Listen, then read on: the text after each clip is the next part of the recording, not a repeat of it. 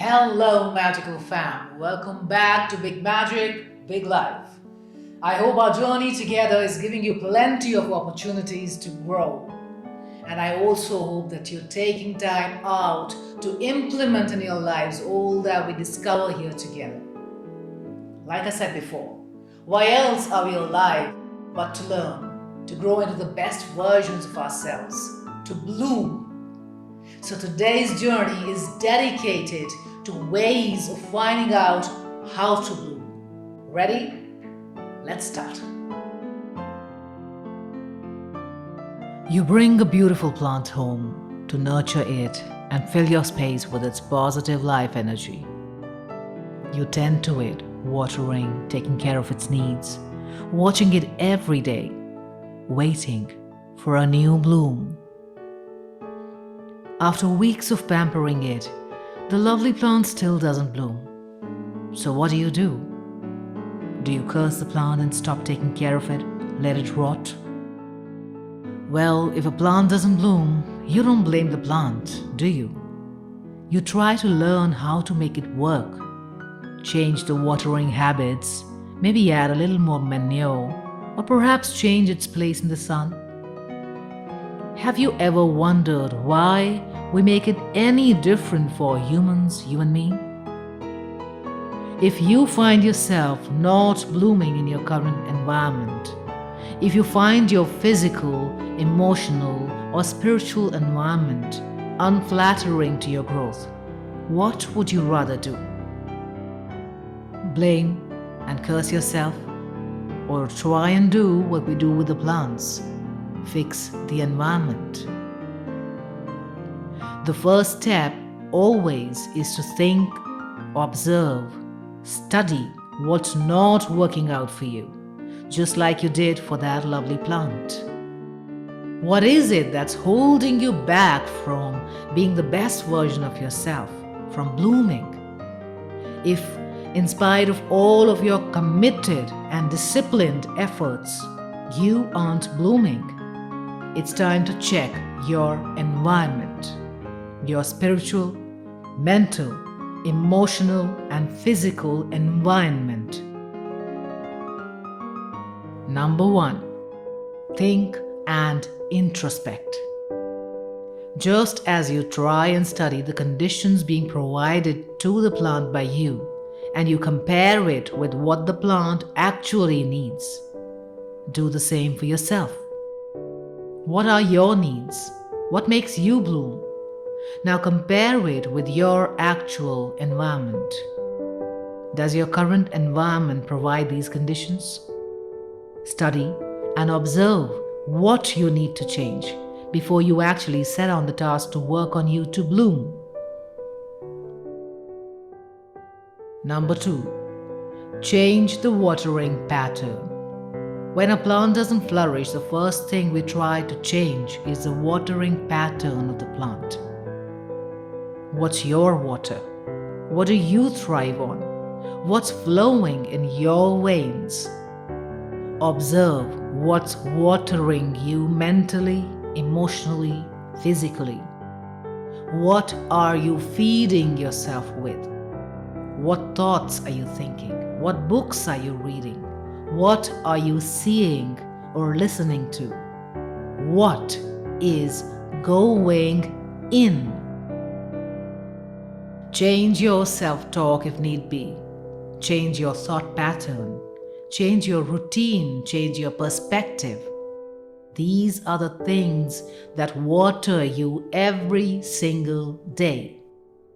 If your current perspective or thoughts or self-talk aren't helping you bud, forget bloom, it's high time you reconsider them. Number 3. Sometimes all a plant is lacking is the nutrition, the manure. It makes the soil richer and the plant healthier. It results in an awesome, amazing, beautiful bloom. Check out your manure. What do you do to support and help yourself do better than your usual self? What do you do to give yourself immunity from external detractors and negative influences? How do you build your internal health in face of all that the world throws at you? Add new skills, new lessons, new learnings, new understanding of life, new wisdom to allow the soil of your being to become richer, to fight your environment's ill health, to keep your mental and emotional head held high, to trigger that bloom you've been so desperately waiting for. Number 4. Reconsider your physical environment. If all of your efforts in trying to restore your plant fail, you try to place the plant in a different physical environment. We move it from sun to shade or shade to sun as needed. Ever tried that with yourself? Expose yourself to a worthy physical environment of friends, colleagues, relatives. Have courage to alter that mildly or completely if it stops you from being what you can be. Share yourself with care. Assess what is your burning need from your present environment. What do you think makes you bloom? Is it love, respect, money, friendship, social interactions? If the present isn't contributing towards your bloom, change it with new patterns. If you bloom with the least bit of social interaction, cut off from unnecessary entanglements. If what you need is family love, make sure you surround yourself with bonds of love. If you thrive on recognition, appreciation, place yourself in conditions where you get that aplenty. Make your choices. Set your time for your shade or your sun, and make sure no one stops you from basking in that bloom-inducing environment when you are working on yourself.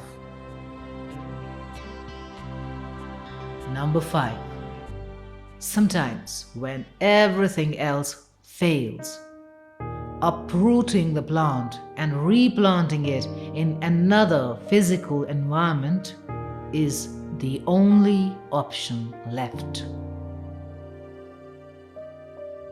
Give yourself the chance of an absolutely new soil to flourish too. Your current soil might be beyond repair or worthless when it comes to nourishing you. So, in spite of the attachments you have with that soil, sometimes an uprooting is vital. Sometimes leaving a toxic relationship, a not so trustworthy friend, or an energy-sucking relative. Sometimes leaving a parasitical job behind can do wonders to nourish your plant. It may be painful in the beginning. You may take time to come back to life after feeling almost dead. But sure enough, with time, the healthy soil will make you come alive, and in season, you will bloom. Just save your roots at any cost. Let not over or under watering, the toxins around, or the lack of all nourishment in the soil or your environment kill or rot your roots, your soul, your spirit. Because if that rots, nothing remains. All said and done, the mind is its own place and by itself can make heaven out of hell and hell out of heaven. It's a complete world. The most revolutionary changes happen in life with the realization of a new world within ourselves. So sometimes all you need to do is uproot yourself mentally and place yourself in a fresh new soil of a changed belief system. Plant yourself in the new soil of growth, inspiration, and life that you carry within yourself. Be the fountain that people come to when they're thirsty. Be that tree that gives shade. Facilitate the soil within you with the water and manure of self love, self respect, self faith, values, and knowledge. Place yourself in the light of wisdom so you may bloom, because no plant is ever born not to bloom.